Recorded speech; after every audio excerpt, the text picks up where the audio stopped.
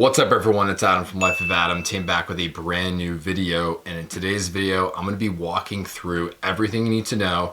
This will be a cheat sheet about CPR and AED. So this can be a lifeguarding course or it could be the course on its own. I'm going to give you guys everything you need to remember so that you can pass and get your certification on your first try. Now I'm going to break this up into 3 parts. I'm going to do adult first, then I'm going to do child and infant, and then I'm going to talk about how to use the AED. But to start this all off, I do want to start with adult because this is the most simple, and also I'll break down each step.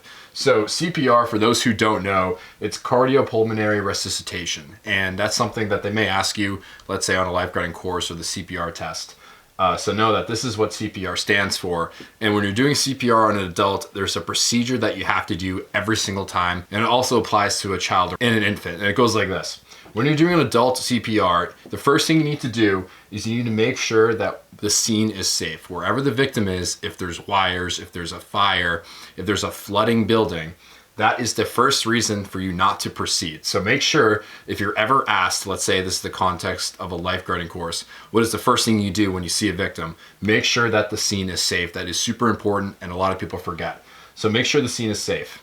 Number 2 is you want to check for responsiveness and breathing. So basically what you do is you go up to the victim or the dummy, tap on the shoulder and be like, "Sir, ma'am, are you okay?" When you don't get a response from the victim after you tap them on the shoulder and try to move them, that is your indication that you should get someone to call 911. So usually what I do, and this is kind of the procedure that you do when you're doing a mock CPR test, is you check for responsiveness. As you're checking for responsiveness, you don't get anything. The first person you see, you say, "Sir" or "Ma'am, can you please call 911?" And then you go on with checking for breathing. So when you check for pulse and breathing, you want to do this for about 5 to 10 seconds. I usually do this around 8 or 9 Mississippi, and you want to exaggerate the Mississippi and make sure that you're really checking for pulse and breathing. This is a step that they will watch closely to make sure that your hand placement is proper when you're checking.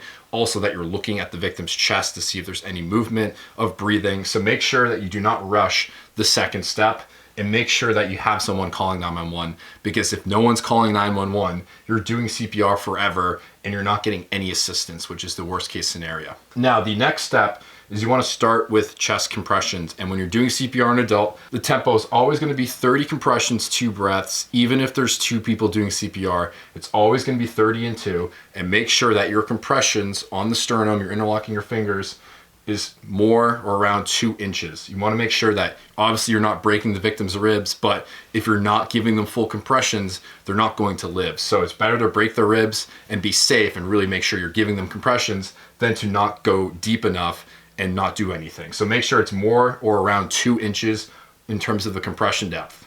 Now, when you're giving your breaths, your rescue breaths, every 2 out of every 30 compressions, make sure that you're tilting the head. It's called a head and chin tilt. And make sure that you're giving the breath more than 1 second and that you're seeing the chest rise. This is super important. I'll make other videos about choking victims, but if you don't see the chest rise, that's an indication that the airway is blocked, and it could be because this victim was choking. So make sure that you're paying attention, that when you're giving the rescue breath, that you see a rise in the chest and you're doing it for more than a second, which is a great indication that it's going through and that's being effective. So that's a really important tip, and this is something that you want to demonstrate in a CPR test. So this is the core kind of cycle that you do until EMS or an AED arrives. We'll get back to that later, but that is what you want to remember for an adult. Now, this is what you want to do for a child or an infant. The beginning is exactly the same procedure. Check the scene is safe, have someone call 911, check for responsiveness, check for pulse and breathing. But when you're doing CPR on a child or an infant, the depth is different, the technique is different, and also the tempo is different. So this is the same. When you get to step 2, the compression depth. You want to make sure that for a child, it's 2 inches, nothing more than that, because you don't want to hurt the child. And also for an infant, make sure it's less than 2, maybe like an inch and a half to play it safe. And when you're giving compressions on an infant, make sure you're using 2 fingers instead of using your whole hand, because that's way too forceful.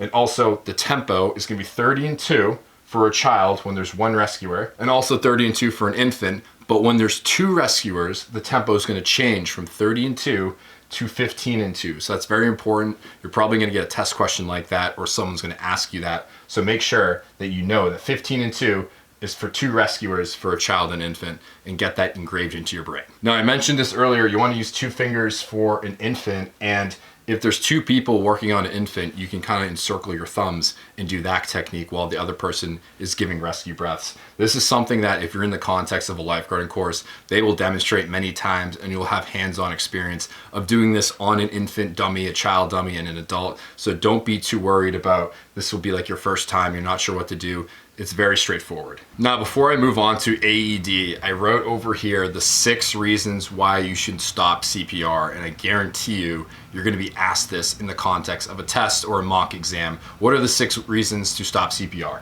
Number 1, the scene becomes unsafe. If there's a fire, there's a flood, there's an electricity wire bursting or whatever, that's your cue to get out of there, and that's a reason to stop CPR. The second one is you're too exhausted to continue. Let's say the scene is very far away from everything and you've been giving CPR for as long as you could and you're exhausted. That is a reason to stop CPR. The third reason is an AED arrives. You stop CPR momentarily, you'll most likely resume it after the shock, but that is also considered a reason. The fourth reason is EMS personnel arrives. So EMS takes over. This is the primary reason to stop CPR, because CPR buys you time and allows for the 911 to arrive, 911 to be called, and for EMS to arrive to take over. So that's the most common reason to stop CPR. The fifth reason is someone with higher or equal training. Let's say there's a group of lifeguards, you've been doing CPR, someone can come in and rotate and take over for you, or someone above you, a head lifeguard, or a nurse or a doctor, or someone like that. And the last reason is signs of life. If the person just miraculously wakes up, starts breathing again, starts coughing, signs of life is also a reason. Now, a more depressing reason, so technically this could be maybe 7, is if a professional pronounces the victim as dead. This wasn't in the lifeguarding course when I took it years ago. Technically that is a reason, but I would keep that as the very end, as something in your pocket. These are the core reasons to stop right here. Now, when it comes to AED, here are the main things that you need to know to make sure that you know what you're doing. The first thing you want to do is you want to turn on the AED and follow the prompts. You're not putting the pads on yet. You're not doing anything except for turning it on and following directions. For some reason, people think put the pads on first, plug it in, then turn it on. That's not what you want to do. The second thing you want to do is you want to expose the chest and make sure that the chest is dry, because you're going to be putting pads on it. So that's step number 2. And also there's that question of jewelry. Like, do you put the pads on the jewelry? No, you want to work around the jewelry and make sure it's not in the way. And that's very important. And if you need to, put a pad on the front and put the pad on the back if the jewelry is getting in the way.